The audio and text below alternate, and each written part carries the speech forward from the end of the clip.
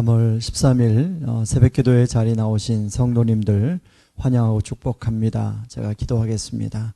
하나님 아버지, 오늘 하루 우리 허락하여 주셔서 감사합니다.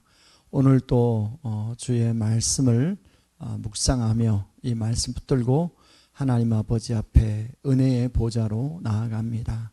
하나님, 이 시간 우리 말씀을 듣고 기도할 때 하나님의 뜻이 무엇이며 하나님 뜻대로 구하고 또 그걸 가지고 하나님과의 교제하는 은혜의 시간이 되게 하여 주시옵소서. 예수님 이름으로 기도합니다. 아멘. 우리 오늘 함께 살펴볼 말씀은 마가복음 11장 1절에서 11절 말씀까지입니다. 제가 읽겠습니다. 그들이 예루살렘에 가까이 와서 감난산 벳바게와 베나니에 이르렀을 때에 예수께서 제자 중 둘을 보내시며 이르시되 너희는 맞은편 마을로 가라. 그리로 들어가면 곧 아직 아무도 타보지 않은 나귀 새끼가 매어 있는 것을 보리니 풀어 끌고 오라. 만일 누가 너에게 왜 이렇게 하느냐 묻거든 주가 쓰시겠다 하라. 그리하면 즉시 이리로 보내리라 하시니 제자들이 가서 본즉 나귀 새끼가 문 앞 거리에 매어 있는지라. 그것을 푸니 거기 서 있는 사람 중 어떤 이들이 이르되 나귀 새끼를 풀어 무엇 하려느냐 하매 제자들이 예수께 이르신 대로 말한 대로 허락하는지라. 나귀 새끼를 예수께로 끌고 와서 자기들의 겉옷을 그 위에 얹어 놓음에 예수께서 타시니 많은 사람들은 자기들의 겉옷을 또 다른 이들은 들에서 벤 나뭇가지를 길에 펴며 앞에서 가고 뒤에서 따르는 자들이 소리 지르되 호산나 찬송하리로다. 주의 이름으로 오시는 이여 찬송하리로다. 오는 우리 조상 다윗의 나라여 가장 높은 곳에서 호산나 하더라. 예수께서 예루살렘에 이르러 성전에 들어가사 모든 것을 둘러보시고 때가 이미 저물매 12제자를 데리시고 베다니에 나가시니라. 아멘. 미국 대통령이 방한을 할 때 한 신문 기사에 보니 대통령이 타는 차에 대해서 아주 자세히 소개하는 글을 본 적이 있습니다. 그 차가 얼마나 화려하고 또 얼마나 편의 기능이 뛰어나고 그리고 그 차가 얼마나 튼튼한지 혹시 모를 테러로부터 어떻게 보호할 수 있는 어떤 장비가 있는지를 아주 자세하게 기록한 글이었습니다. 여러분, 꼭 이렇게 대통령이 타는 차만 아니라 현대인들에게 차는 그 사람의 신분 또 성공의 척도를 단적으로 보여주는 그런 이미지 역할을 합니다. 그래서 일반적으로 사람들은 그 자기가 타고 다니는 차를 통해서 자기가 얼마나 또 사회적으로 어떤 위치에 있는가를 보여주는 우린 문화 속에 살고 있죠. 여러분, 현대인들은 그렇지만 그 당시에는 바로 말이 그런 역할을 했습니다. 그래서 예전에 보면 왕이나 장군들이 어떤 도시에 입성할 때는 굉장히 아주 의기양양하게 주로 백마를 탈 때가 있죠. 그런데 오늘 본문에 나오는 예수님은 예루살렘에 들어가시는데 말이 아닌 그것도 다 자란 나귀가 아닌 사람이 한 번도 타보지 않은 나귀 새끼를 타고 들어갔다고 성경에 기록하고 있습니다. 사람들이 타도록 준비된 것도 아니고 이 나귀 새끼는 사람이 한 번도 타지 않은 그런 나귀 새끼입니다. 여러분, 말이 사람들에게 길들여지지 않았을 때 그 말을 길들이기까지는 되게 어려움이 있죠. 그런 것처럼 나귀 새끼 역시도 마찬가지였을 거라고 생각합니다. 여러분, 나귀 새끼를 타고 그런 나귀 새끼를 타고 들어오는 예수님의 모습을 한번 상상해 보시기 바랍니다. 그런데 나귀 새끼를 타고 예루살렘으로 들어오는 예수님을 사람들은 자기의 겉옷을 벗어 땅에 깔아드리고 그리고 여러 가지 가지들을 길에 폈다고 나옵니다. 이것은 바로 예수님이 메시아라고 생각하고 한 행동입니다. 예수님을 환영하는 그런 행동이죠. 많은 사람들이 앞에서 가고 뒤에서 사람들이 따라갔습니다. 그래서 이들은 다 거기 얼마나 많은 사람이 모였는지 모르지만 찬송하리로다 우리 조상 다윗의 나라여 가장 높은 곳에서 호산나 호산나 하더라 이렇게 말합니다. 여러분 여기서 호산나라는 뜻은 우리를 구원해 주소서라는 뜻을 가지고 있습니다. 그러니까 다윗의 왕처럼 정말로 이 땅에 새로운 왕으로 오셔서 정말 우리를 돌아보시고 우리를 구원해 주소서, 우리의 구원의 왕이 오셨다, 뭐 이런 뜻입니다. 자, 이렇게 예루살렘에 들어가는데요. 여러분, 그런데 이제 예루살렘에 도착해서 이렇게 화려한 입성식 치고는 예수님의 모습을 보면 성전만 둘러보시고 다시금 원래 출발했던 베다니로 돌아갑니다. 여러분, 예수님의 그 입성식에 참여했던 제자들 그리고 많은 사람 입장에서는 이제 예수님이 예루살렘의 성으로 들어와서 뭔가 놀라운 기적을 일으키고 그 예루살렘에 있던 로마 사람들을 다 쫓아내고 뭔가 새로운 왕으로 등극할 것이라고 기대를 했는데 전혀 너무 기대하고는 다른 초라한 모습으로 아무것도 별로 행동하지 않고 그냥 원래 있던 베나니로 돌아가더라는 것입니다. 그러니까 제자들이나 사람들 입장에서는 실망했을 수도 있죠. 무엇인가를 기대했던 사람들이 집으로 돌아가면서 서로 무슨 말을 주고받았을까요? 한번 여러분 상상해 보시기 바랍니다. 저는 오늘 이 본문을 통해서 두 가지를 생각해 보려고 하는데, 첫 번째, 나는 무슨 기대를 가지고 신앙생활을 하는가 하는 것입니다. 사람들이 예수님에게 기대한 모습은 큰 기적을 일으켜서 힘을 모아서 로마 군대를 쫓아내고 이스라엘을 독립시키는 것이었습니다. 그래서 사람들은 그것에 대한 기대감을 갖고 있었어요. 그래서 10절 말씀이 나온 것처럼 말입니다.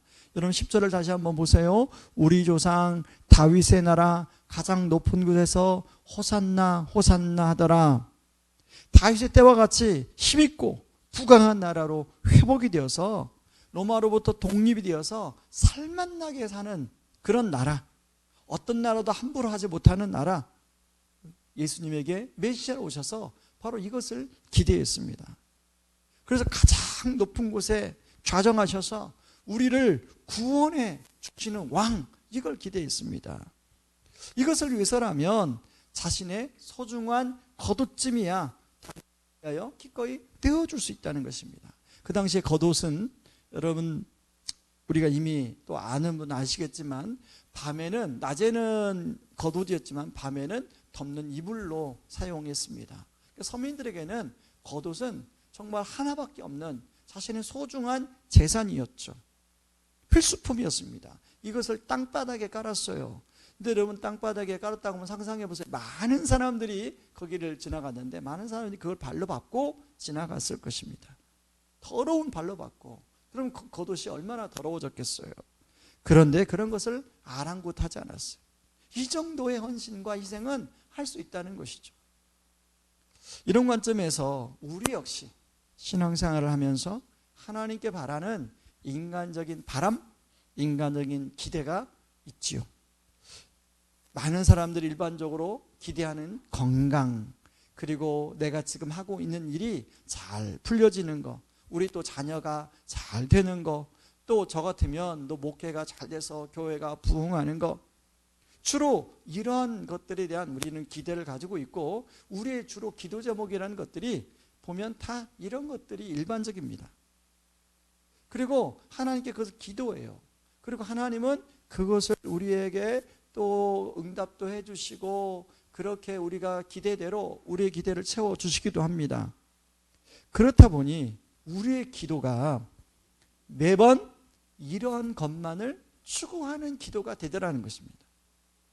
특히 어떤 문제로 절박할 때는 더더욱 그렇게 됩니다. 근데 문제는 이러한 것만 구하게 되면 여러분 우리의 신앙이 기복적인 신앙이 될 수 있다는 것입니다. 자, 여기까지가 사실은 별로 문제가 없습니다. 그런데 기도하는 것이 잘 이루어지지 않으면 여러분 우리의 신앙이 우리가 하나님을 신뢰하는 신뢰가 믿음이 흔들립니다. 그리고 하나님을 오해하고 또 심지어는 하나님을 아예 떠나기까지도 할 수 있습니다.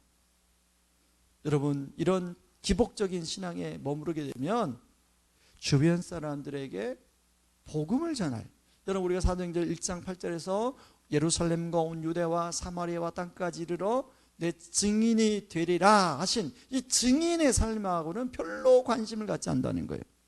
세상의 빛으로 우리를 명하셨는데 세상의 빛의 역할을 하지 못하게 되는 거죠. 아니 빛의 역할에 관심이 없게 되는 것입니다. 점점 자기중심적이고 기복적으로 되는 것이죠. 그렇다 보니까 세상의 사람들이 기독교인을 보면 너무나 자기중심적이다 라고 하는 말을 듣게 된다는 것입니다. 저는 이런 모습이 과연 우리 주님이 보실 때 어떠실까 하는 생각이 들어요. 그렇다면 그러면 주님은 우리에게 어떤 기대, 어떤 바람을 가지고 있을까를 좀 생각해 봤으면 좋겠어요. 예수님은 전혀 다른 행보를 행하시는데 여러분 예수님이 이렇게 다른 행보를 행하시는 이유가 있습니다. 바로 사람들의 관심과 예수님의 관심이 달랐기 때문이에요.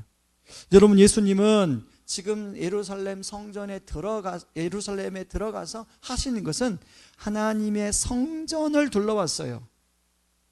왜냐하면 하나님의 집이 정말 만민이 기도하는 집, 만민이 모든 사람들이 유대인 여인들이나 이방인이나 모든 사람들이 하나님과 교제하는 그 기능을 제대로 역할을 하고 있는가가 궁금하셨던 거예요.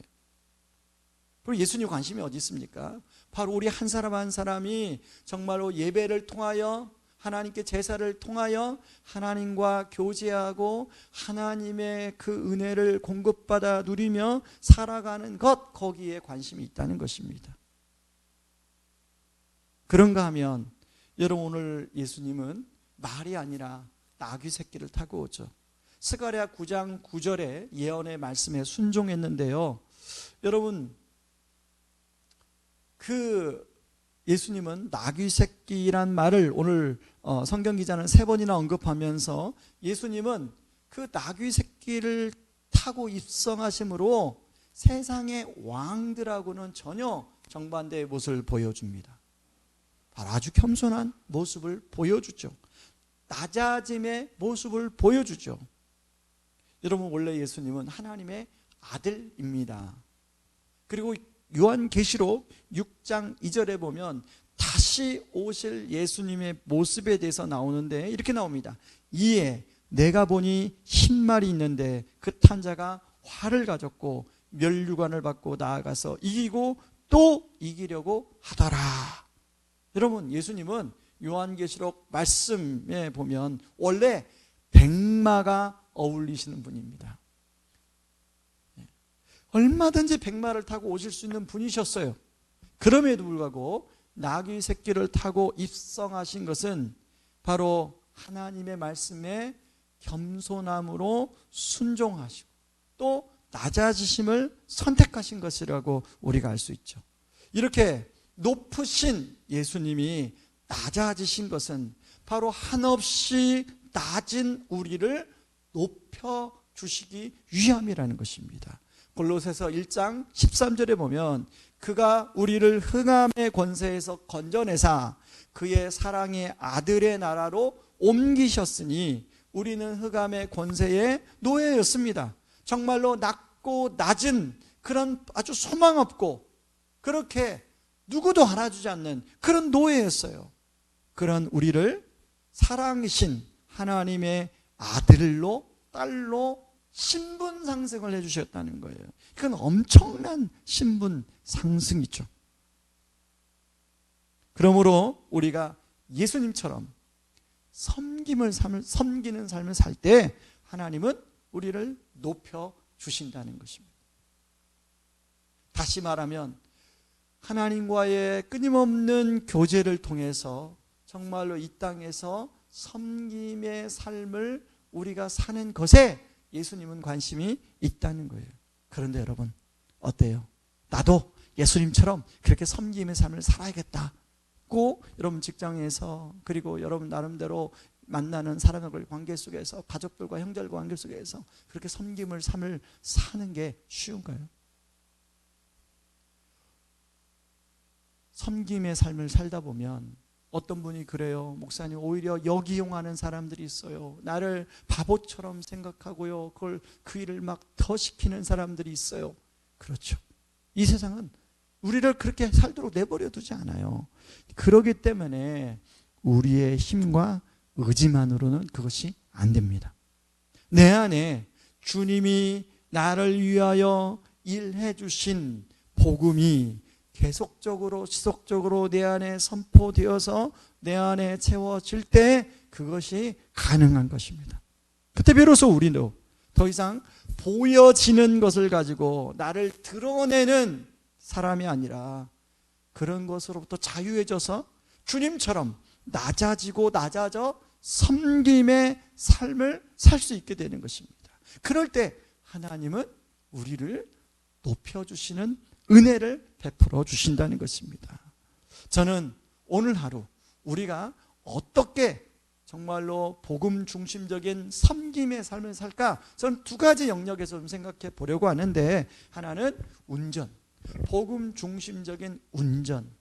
여러분, 사람들이 끼어들면 복음 중심적인 그런 운전, 예수 그리스도가 나에게 해주신 일을 선포해서 사람들에게 또 양보 운전하고, 그리고 또 사람들이 위협 운전하면 또 미안하다고, 잘못했다고 사과하고, 그런가 하면 복음 중심적인 대화. 여러분, 우리가 많은 사람들과 하루 종일 만나고 대화하죠. 그런데 정말 어떻게 우리가 복음 중심적인 대화를 하느냐에 따라서 정말 그 사람을 섬길 수가 있습니다. 여러분, 우리 자녀들과의 대화 속에서 그렇게 섬길 수가 있고요, 배우자와의 대화 속에서 그렇게 섬길 수가 있고요, 여러분 우리가 만나는 사람들과의 대화 속에서 그렇게 섬길 수 있는 줄 믿습니다. 오늘 하루 정말로 나귀 새끼를 타고 오신 그 예수님, 그 예수님이 하나님 나를 위해서 그렇게 낮아지셨는데, 그 낮아짐으로 우리가 하나님의 아들과 딸이 되었는데, 그 은혜를 생각해서 우리도 만나는 사람들에게 정말로 겸손히 나귀 새끼를 타고 섬기는 그런 복음적 겸손이 넘치는 하루가 되기를 주님의 이름으로 축원합니다. 우리 시간에 말씀 붙들고 같이 기도하기를 원합니다. 같이 기도하겠습니다. 첫 번째 기도 제목은 하나님 아버지, 정말 내가 하나님 앞에 바라는 것이 혹시 기복적인 것만을 구하고 있지는 않은지요. 하나님의 자체, 하나님이 주시는 은혜의 원천을 구하고, 그리고 때 하나님이 주시는 선물들을 마음껏 누리는 하나님 우리가 되게 하여 주시옵소서 위해서 기도하고, 두 번째 우리 기도할 제목은 하나님 아버지, 주님 예수님의 그 우리를 위해서 그 낮아지신 그 복음을 하나님 나에게 선포함으로 하나님 나도 삶 속에서 특별히 하나님 운전하면서 또 다른 사람과의 대화에서 그런 복음적 겸손을 가지고 그렇게 운전하고 대화하는 하루가 되게 하여 주시옵소서. 우리 같이 한번 기도하며 나갑니다. 기도하겠습니다. 고마우신 하나님 아버지, 고맙고 감사합니다. 하나님께서 하나님 우리를 하나님의 자녀로 삼아주시고, 그리고 정말 순간순간 은혜를 주시는데, 하나님 우리는 정말로 너무 하나님 주시는 선물만을 구하는 그런 기복적 신앙생활을 할 때가 많이 있음을 고백합니다. 하나님 거기에만 머무르는 것이 아니라 그런 하나님 주시는 선물도 누리지만 하나님 자체를 하나님 누리며 하나님 자체와 교제할 수 있는 그런 매일매일의 하나님, 정말 우리의 기도의 골방에서 하나님과의 교제가 풍성하게 일어나게 하여 주시옵소서. 하나님, 성전은 만민이 기도하는 집이라고 하였는데 하나님 바로 우리가 있는 곳이 하나님의 성전이고 하나님과 교제하는 장소가 되게 하여 주시옵소서. 아버지, 하나님 지금 이 시간이 주님과 더 풍성한 그런 은혜의 교제 시간이 되게 하여 주시옵소서. 하나님 또한 기도합니다. 하나님, 오늘 또 많은 사람들을 만나고 또 운전을 하게 될 때 하나님, 예수님이 나에게 해주신 그 복음을 내 안에 선포하며 그 사랑과 은혜를 가지고 하나님, 우리가 정말로 때로는 양보도 하고 또 사람 배려하는 운전도 할 수 있도록 도와주시고, 그리고 사람들과의 대화 속에서 정말로 그 사람을 존중하는 대화를, 섬김의 대화를 할 수 있는 하루가 되게 하여 주시옵소서. 예수님의 이름으로 기도하옵나이다. 아멘. 우리 계속해서 기도하길 원합니다. 하나님, 우리 장남경 사모님이 그제 시술을 했는데 그 부분이 하나가 또 잘못 다시 좁아져서 그 시술을 오늘 또 2시에 여러분 합니다. 장남경 사모님 그 시술이 잘 되어서 후유증 없이 건강하게 회복되게 하여 주시옵소서.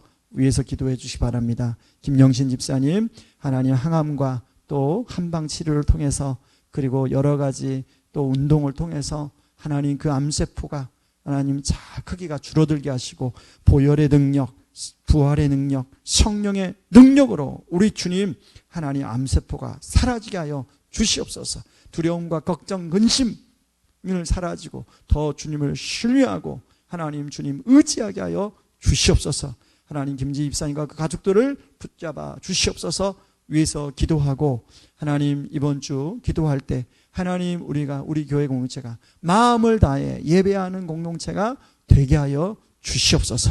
같이 우리 기도하며 나아갑니다. 기도하겠습니다. 주여.